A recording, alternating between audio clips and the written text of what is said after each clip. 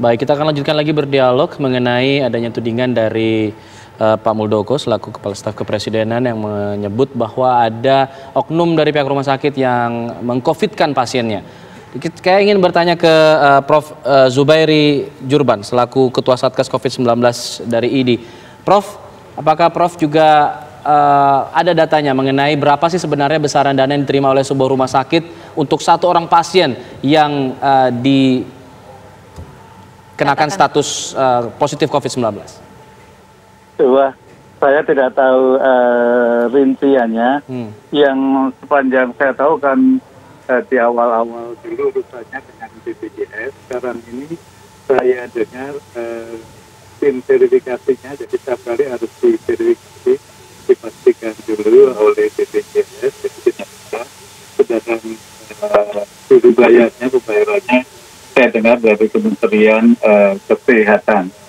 Tapi kalau mengenai angka kematian itu memang di awal-awal cukup kisruh, tidak hanya di Indonesia namun juga di Amerika. Di Amerika waktu itu yang meninggal ya yang positif, yang negatif ya tidak dilaporkan. Kemudian WHO bilang kalau belum diperiksa, kemudian klinisnya, gejalanya, ronsennya yang lainnya adalah sesuai dengan COVID, itu menurut WHO wajib dilakukan COVID. Baik. Nah, kalau nggak salah konteks pembicaraan ini pada waktu di Jawa Tengah. Jawa Tengah sayangnya, itu sayang sekali, itu tesnya amat sangat kurang. Jadi itu mohon juga ditambah untuk Pak Ganjar bisa menambahkan jumlah tes itu karena tes seluruh Indonesia ini dari instruksi Presiden 2 bulan yang lalu kan minimal 30.000.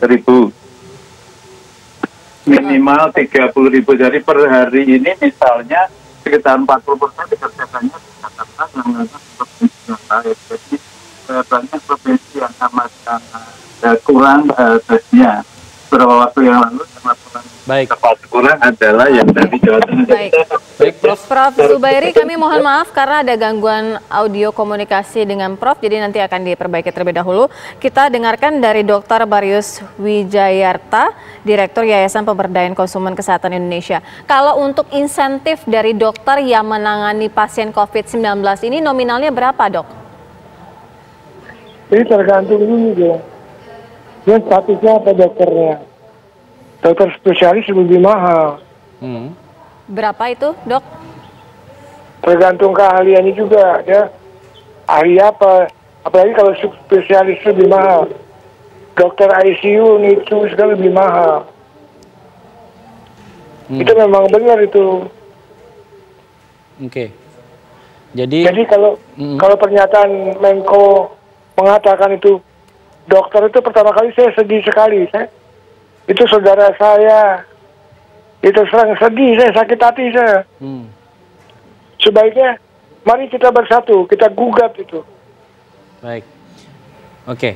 Dok, ya, baik. Sampai berjuang untuk sampai nyawa ini dipertaruhkan. Dapatnya cuma begini. Ngomong jangan nyinyir Menko itu. Pak Muldoko yang menyebut Kepala Staf bukan Menko. Jadi begini Dokter Marius, kalau kita tahu kekecewaan Dokter Marius mendengar pernyataannya, tapi kalau kita ingin mengetahui juga jika ada seorang pasien yang meninggal dunia katakanlah akibat COVID-19, apakah juga mendapatkan insentif juga?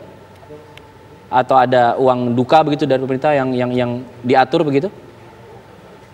Terus terang ya, kalau dokter dapat insentif kalau dia gugur, itu nggak ada harganya nyawa itu. Betul. Iya. Dokter itu sekolahnya mahal dan lama. Dan di Indonesia sangat diperlukan karena jumlahnya masih sedikit. Dan dokter itu bekerja secara profesional, bukan berdasarkan relawan. Yeah. Profesional. Jadi profesionalnya itu udah biasa dihargai dong. Jadi kalau dokter melihatnya apakah butuh ada kalau pemerintah mengatakan kita harus definisikan ulang kematian akibat COVID ini, angkanya begitu? Wah, kalau kematian yang diganti katanya 150 atau 300 juta itu kecil sekali itu kalau menurut saya.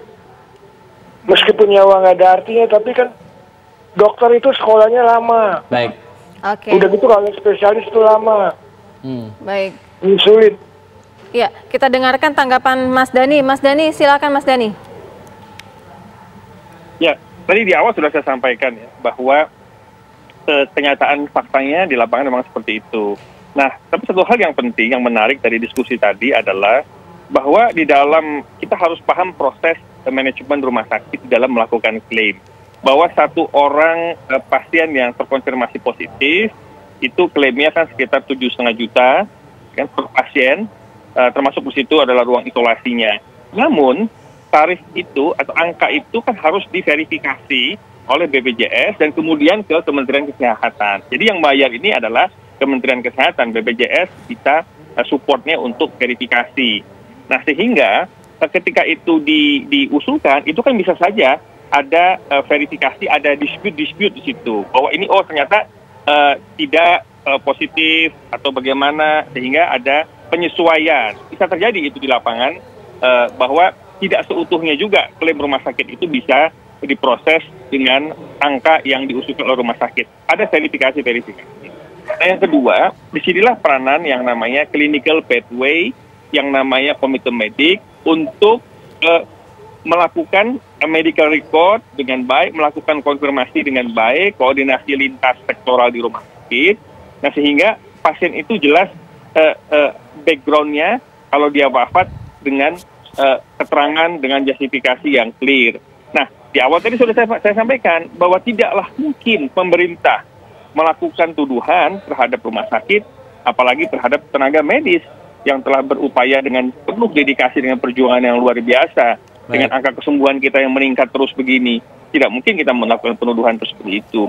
Malah pemerintah berpikir ini bagaimana justru mengatur agar sesuai dengan definisi WHO tentang angka kematian yang betul-betul meninggal karena COVID atau komorbid atau karena penyakit yang lain, ini bisa dilakukan pendataan dengan baik dan kita melakukan komunikasi publik yang baik, yang tepat.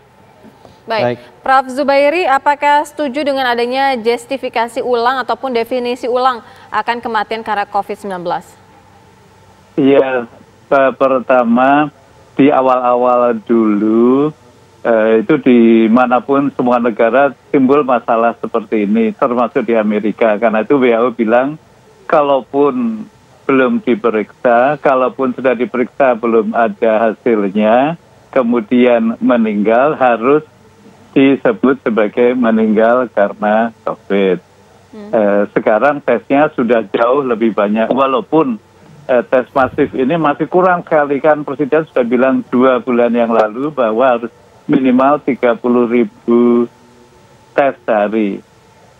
Pada hari ini misalnya tesnya belum mencapai 25.000 hari ini. Dan kebetulan bahasan ini kan munculnya kebetulan juga di Jawa Tengah. Itu adalah suatu provinsi yang tesnya kurang banget. Jadi mohon juga dinaikkan supaya tidak terjadi kesalahpahaman. Karena kalau tidak dites kemudian meninggal, jadi orang jadi bisa salah paham.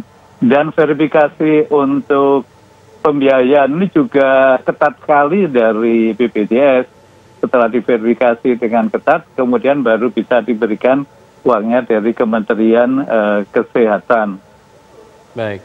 Apakah mungkin sebuah rumah sakit berbuat jahat? Tentu teoritis bisa saja, namun saya sama sekali tidak yakin kalau itu dalam jumlah yang cukup signifikan. Jadi kalau memang benar ada yang memalsukan, itu masalah kriminal, jadi harusnya langsung ditangani, tidak diumumkan seolah-olah sebagian besar rumah sakit mengerjakan itu. Baik Prof, terima kasih. Saya ingin terakhir ke Dr. Lia. Dr. Lia, dari pihak Persi seperti apa? Apakah setuju juga dengan adanya pendefinisian ulang untuk kematian COVID-19 ini? Ya, jadi data dari kami ya, walaupun ini belum detail betul, angka kematian itu sebetulnya dari seluruh rumah sakit itu untuk COVID itu sekitar 10-20%. Artinya tidak berarti, kecuali kalau rumah sakitnya memang rumah sakit rujukan COVID ya, mungkin semuanya meninggal karena COVID. Tapi kalau di rumah sakit rata-rata itu hanya sekitar 10-20%. Kemudian kalau kita melakukan klaim, jadi sebenarnya mungkin masyarakat bertanya apa sih yang bisa diterima oleh rumah sakit kalau ada pasien COVID. Satu adalah masalah klaim untuk pelayanan ya. Nah, klaim pelayanan ini itu tergantung dari pasiennya diagnosanya apa, tempat perawatannya seperti apa, berapa lama dia dirawat. Ini satu-satu demi satu itu sangat-sangat detail.